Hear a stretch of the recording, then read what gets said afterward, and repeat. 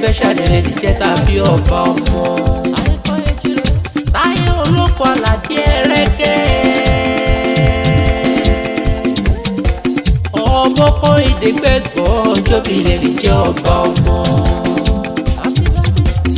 Sẹ́lọ̀pù fíìsì sàyí ló pé mọ́ kí dáadáa, ó wá pé mọ́ kí ní gbẹ́gbẹ́jọ pàtí bọ́dẹ̀ tún yọ ọba ọmọ. Atáyé lólùrejì rẹ̀ ọba ọmọ. Congratulation ẹ̀yin tún ti lé lọ́dún sí. Ọmọ kan ìdẹ́gbẹ́gbọ́ ìjó ti yáṣẹ́. Ọjọ́ bí igan lady jẹ́ ọlọ́jọ́ ayẹyẹ.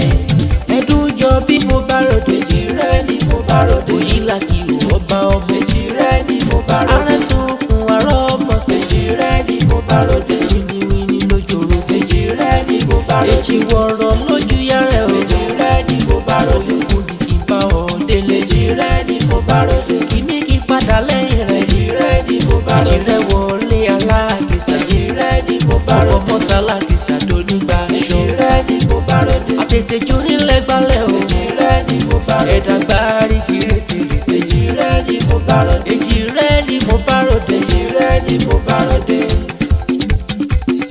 Ilé ọmọ onílé Ifẹ̀ mo kí yá láyé rẹ̀. Ìfẹ́ ṣá ilé fàdá yóò má bá wọn dé bẹ́ẹ̀ wá lọ kí wọ́n dáadáa ní bíṣọ́bà lè. Ẹ̀yin lọ́mọ onífẹ́ àbúrẹ́ ọmọ àdáde owó rẹ̀ mọ́. Ìgbẹ́ ní ẹrù jẹjẹ yìí gángan ní àìdúró kí wọ́n nífẹ̀ẹ́ ọ níbẹ̀ lákì bẹ̀rẹ̀ kí wọ́n nífẹ̀ẹ́ ọ̀dà yìí. Bàbá tó wá kí wọ́n nífẹ̀ẹ́ kọ́ ẹbọ lọ́ fi ní í ṣe. Bàtẹ́ gbọ́rọ̀ lógún ló nífẹ̀ẹ́ òbí. Ẹbọ ojoojúmọ́ lógún lé bàbá yìí sùn mí lọ. Káfárá pápọ̀ kádà ọkọ̀ sí. Ilé òwú yìí nílé bàbá tó bí lọ́mọ. Èjì rẹ̀ ara ìsọkùn òní lójú orogún o. Kẹ má fọdún lé ìṣàṣemọ kẹtùbọ̀ ṣọ̀pọ̀lọpọ̀ láì lọ́lọ́ ní bú ọ̀rẹ́. Happy birthday, happy birthday, happy birthday to you, Èjì rẹ̀ Òyìnlá o.